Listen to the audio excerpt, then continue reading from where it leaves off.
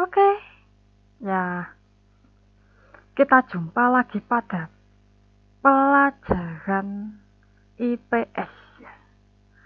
Pada video IPS kali ini kita akan melanjutkan mengenai kegiatan ekonomi dan harga pasar ya, bagian kedua. Jika pada bagian pertama, kalau kalian masih ingat, kita belajar mengenai kegiatan produksi dan distribusi. Pada video kali ini kita akan belajar mengenai kegiatan konsumsi dan harga pasar.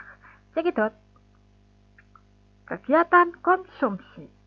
Dalam pengertian yang sempit, konsumsi dimaknai sebagai kegiatan mengurangi atau menghabiskan barang dan jasa untuk memenuhi kebutuhan hidup.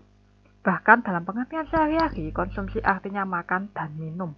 Pengertian konsumsi secara lebih luas adalah kegiatan memanfaatkan barang dan jasa untuk memenuhi kebutuhan hidup, sehingga nilai guna barang atau jasa secara berangsur-angsur atau sekaligus habis. Barang dan jasa digunakan langsung untuk memenuhi kebutuhan hidup disebut barang dan jasa konsumsi. Nah, dari pengertiannya itu tadi dapat disimpulkan bahwa ada 4 tujuan konsumsi. Yang pertama, mengurangi nilai guna barang dan jasa secara bertahap, kemudian menghabiskan nilai guna barang sekaligus, lalu memuaskan kebutuhan secara fisik, dan yang terakhir adalah memuaskan kebutuhan rohani. Kemudian berlanjut ke karakteristik konsumen. Nah, orang yang melakukan kegiatan konsumsi ya disebut sebagai konsumen. Nah, di dalam ilmu ekonomi diantaranya dipelajari tentang perilaku konsumen dan karakteristik konsumen. Nah, karakteristik konsumen merupakan ciri individu yang berperan sebagai pembentukan sikap dan faktor petunjuk penting mengenai nilai-nilai yang dianut oleh konsumen. Nah, karakteristik konsumen dipengaruhi oleh faktor-faktor kebiasaan dan gaya hidup, lingkungan sosial, tingkat peradaban, dan ekonomi. Jadi karakteristik konsumen, tiap-tiap konsumen itu berbeda-beda ya, tergantung bagaimana gaya hidupnya, kemudian lingkungan tempat tinggalnya, kemudian bagaimana peradabannya, apalagi untuk saat ini, ya dimana peradaban kita semakin maju. Nah,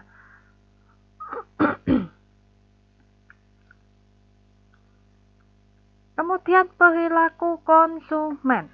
Nah, perilaku konsumen merupakan kegiatan yang berkaitan erat dengan proses pembelian suatu barang dan jasa. Perilaku konsumen dikatakan pula sebagai aktivitas yang berkaitan erat dengan proses pembelian. Terdapat 2 perilaku konsumen, yaitu ada perilaku konsumen rasional dan perilaku konsumen irasional. Nah, perilaku konsumen rasional adalah suatu tindakan dalam mengonsumsi barang atau jasa yang memperhatikan kegunaan, kebutuhan, mutu, dan harga sesuai dengan kemampuan konsumennya. Jadi ketika dia membeli, dia mempertimbangkan apakah barang tersebut berguna untuk saya, apakah saya butuh dengan barang ini, bagaimana mutunya, kalau bagus ya saya beli, dan tentunya harga yang sesuai dengan dompetnya. Lalu ada perilaku konsumen irasional, yaitu suatu tindakan dalam mengonsumsi barang atau jasa tanpa dipikirkan kegunaan atau kepentingannya terlebih dahulu. Wes, pokoknya asal beli.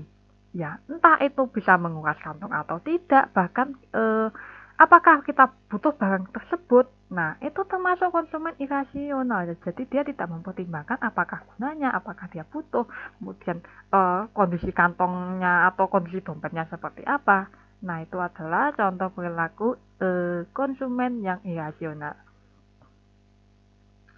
Kita berlanjut ke harga pasar ya. Harga pasar memiliki pengertian, yaitu harga kesepakatan antara penjual dan pembeli yang tercipta melalui proses tawar-menawar.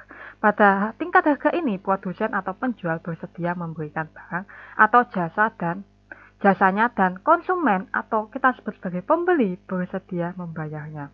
Artinya antara permintaan dan penawaran telah terjadi keseimbangan. Proses terbentuknya harga pasar ya. Proses terbentuknya harga pasar dapat dijelaskan menggunakan pendekatan tabel dan pendekatan kurva. Yang pertama adalah pendekatan tabel. Melalui pendekatan tabel, harga pasar dapat dicari dengan menghubungkan berbagai tingkat harga, yaitu P itu price, ya, dengan jumlah penawaran QS, ya disebutkan QS, S itu supply, dan jumlah permintaan QD, ya D itu demand, ya permintaan. Dengan cara ini kita akan mengetahui pada tingkat harga tertentu terdapat kesamaan jumlah antara permintaan dan penawaran. Tingkat harga yang terbentuk pada saat jumlah permintaan dengan penawaran sama inilah yang disebut dengan harga pasar. Nah, sebagai contoh, perhatikan tingkat permintaan dan penawaran bawang merah. Ya, pada tabel berikut ini. Ya, perhatikan yang di kotak merah. A, B, C, D, E. Ya. Harga 13.000, jumlah permintaan ya 50 kg, jumlah penawaran 50 kg. Terjadi harga keseimbangan. Nah, pada tabel pada kolom A itu harga 15.000, jumlah permintaan 30, jumlah penawaran 75 kg. Nah, itu terjadi kelebihan penawaran karena penawarannya yaitu 75 kg ya, padahal permintaannya adalah 30 kg. Ya. Oke. Begitu pula dengan yang harga perhatikan kolom E ya, harga 11.000. Nah, permintaan 30 kg, penawaran 30 kg. Nah, harusnya yang 30 kg ini terjadi harga keseimbangan juga.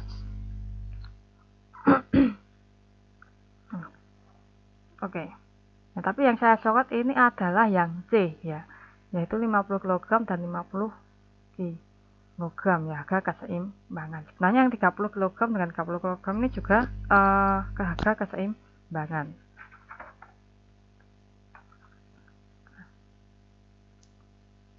Oke, kemudian pendekatan kurva. Pendekatan kurva dilakukan dengan menggabungkan kurva permintaan dan kurva penawaran. Melalui penggabungan tadi dapat didapatkan titik potong keduanya. Nah, titik potong ini yang menunjukkan titik keseimbangan antara permintaan dan penawaran. Jika dari titik keseimbangan ditarik garis ke sumbu harga P, maka diperoleh tingkat harga yang merupakan harga keseimbangan. Nah, perhatikan ini dia harga keseimbangan yang E ya. Yang saya lingkari merah yang E atau merupakan harga keseimbangan ya. Oke. Kemudian berlanjut ke terbentuknya harga pasar ya. Dalam kegiatan perdagangan dikenal bermacam-macam harga.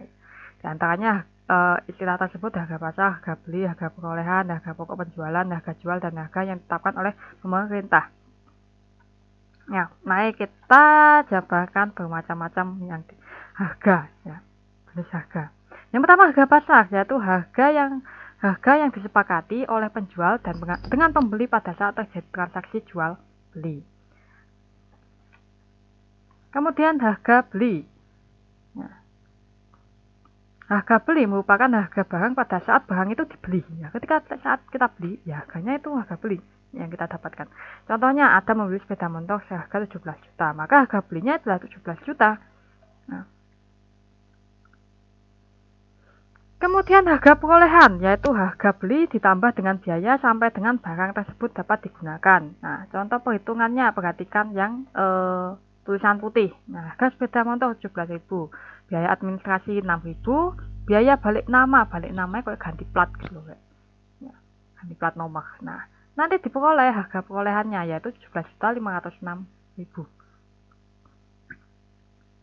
Kemudian harga pokok penjualan HPP adalah harga barang atau jasa yang terjual berdasarkan harga perolehannya. Nah, HPP disebut juga harga dasar barang hasil produksi. Nah, perlu diingat HPP dapat dijadikan patokan untuk menentukan untung atau rugi. Nah,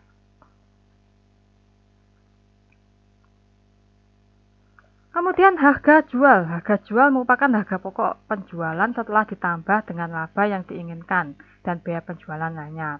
Contohnya yaitu pada perhatikan tulisan putih ya.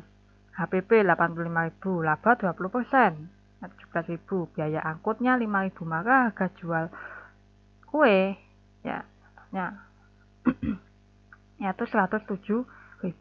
Kemudian harga yang ditetapkan oleh pemerintah. Nah, harga yang ditetapkan oleh pemerintah ini merupakan kebijakan penetapan harga dilakukan pemerintah untuk melindungi produsen dan konsumen dari kerugian. Bentuknya meliputi penetapan harga eceran terendah dan harga eceran tertinggi. Tinggi rendahnya harga pasar berdasarkan lokasi dan jarak dapat ditentukan setelah mempertimbangkan strategis tidaknya lokasi dan jauh dekatnya jarak dari produsen pada konsumen. Contohnya, ya untuk menentukan harga jual satu set buku dari Jakarta ke Bandung, ya Jakarta Bandung 151 km, Semarang dari Jakarta ke Semarang 459 km, dan Surabaya dari Jakarta ke Surabaya itu 765 km.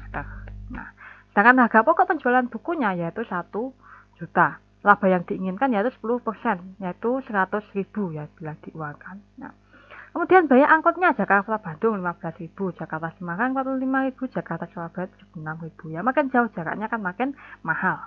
Nah, jika konsumen tersebut berasal dari Semarang, ya HPP, harga pokok penjualan itu 1 juta. Labanya tadi 10% ya 100.000, artinya biaya angkutnya 45.000. Maka harga jual satu set buku itu adalah 1.145.000 setelah ada biaya HPP dan laba. Nah, oke, demikian penjelasan mengenai kegiatan konsumsi dan harga pasar. Ya, semoga kalian jelas dengan penjelasan dari video ini. Terima kasih, sampai jumpa pada video yang lainnya.